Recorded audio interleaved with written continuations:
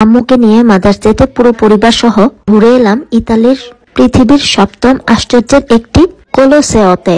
কোলোসেওর সামনে সবাইকে অনেক অনেক ছবি দেখতে পেরে আম্মু সবসময় বলতো ভাঙ্গা দেওয়ালের মতো সেই জায়গাটা কোথায়। তাই ফাইনালি আজ নিয়ে এলাম কোলোসেয়াম দেখাতে। তার সাথে আম্মুকে হিস্টোরিটাও এক্সপ্লেন করলাম। বাস দিয়ে এসে আমরা সিঁড়ি দিয়ে বেয়ে উপরের সাইডটা চলে এসেছি।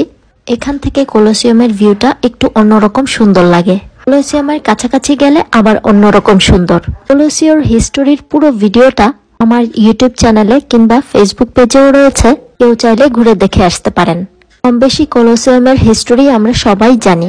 প্রায় 8000 বছরেরও পুরানো এই কোলোসিয়াম, তাই এই জায়গাটা মেরামত করছে বেশ কয়েক বছর ধরে। কোলোসিয়ামটা ঘুরে আমরা সবাই টায়ার্ড, তাই বাচ্চারা আম্মু সবাই মিলে একটু শুকনো খাবার খেয়ে নিচ্ছিলাম ঠিক কোলোসিয়ার সামনে বসে। বেশ কয়েকটা ফ্যামিলি ফটো তুলে নিয়েছি, তার সাথে আম্মুর কিছু সুন্দর ছবি তুলে দিয়েছি। ইতালির রোম শহরে আসলে রোমের সেন্ট্রাল ঘুরতে ঘুরতেই প্রায় 2 থেকে 3 দিন লেগে যায়। প্রত্যেকটা টুরিস্ট পয়েন্টগুলোই কাছাকাছি, হেঁটে হেঁটেই মোটামুটি সবকিছু ঘুরে দেখা যায়। যেহেতু আম্মুকে নিয়ে এসেছি তাই একদিনে অনেক জায়গায় ঘোরা সম্ভব না। ইনশাল্লাহ একটু একটু করে আম্মুকে নিয়ে পুরো রোম শহরটা ঘুরে দেখানোর ইচ্ছা আছে। সুস্থতা আল্লাহর নেয়ামত, ইনশাল্লাহ সুস্থ থাকলে আস্তে আস্তে সব জায়গায় ঘুরে বেড়ানো যাবে। এখন বাজে প্রায় বিকাল 5:30।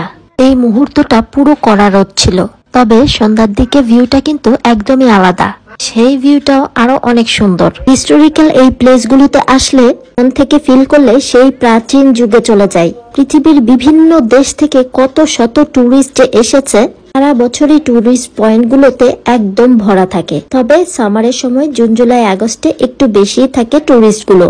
কোলোসিও দেখে এবার আমরা চলে এসেছি ভিয়া দেই ফোরি ইম্পেরিয়ালি। এই প্লেসটা হলো রোভিনে রোমানোদের। ইম্পেরিয়রদের এই প্লেসগুলো দেখলে বোঝাই যায় কত শত বছর আগের শহর, অথচ কত মডার্ন ছিল। রোমান ইম্পেরিয়ারদের এই শহরটা না দেখলে বুঝতামই না যে রোমান সাম্রাজ্যের ওরা যে এতটা মডার্ন। আরো কিছুক্ষণ মুগ্ধ হয়ে আমরা সবাই এই প্লেসটা দেখছিলাম। তারপর কিছুক্ষণ বিশ্রাম নিয়েছিলাম একটা বেঞ্চে বসে। তারপর আবারও হাঁটা শুরু করলাম। হাঁটতে হাঁটতে চলে এলাম পিয়াৎজা ভেনিসিয়াতে। পিয়াৎজা ভেনিসিয়ার কাছেও কাজ চলছে মেরামতের। ভেতরে ঢুকে মিউজিয়াম দেখার সময় তো নাই, তাই বাইরে থেকে প্রত্যেকটা পয়েন্ট ভিজিট করে ফটোশুট করে নিচ্ছি।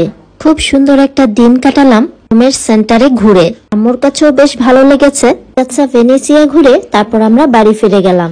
আজকের ভিডিওটা লম্বা করছি না, সবাই ভালো সুস্থ আর নিরাপদে থাকবেন। আমার আম্মুর জন্য দোয়া করবেন। আমার ইচ্ছা আছে আম্মুকে নিয়ে আরো নতুন নতুন জায়গায় যাওয়ার।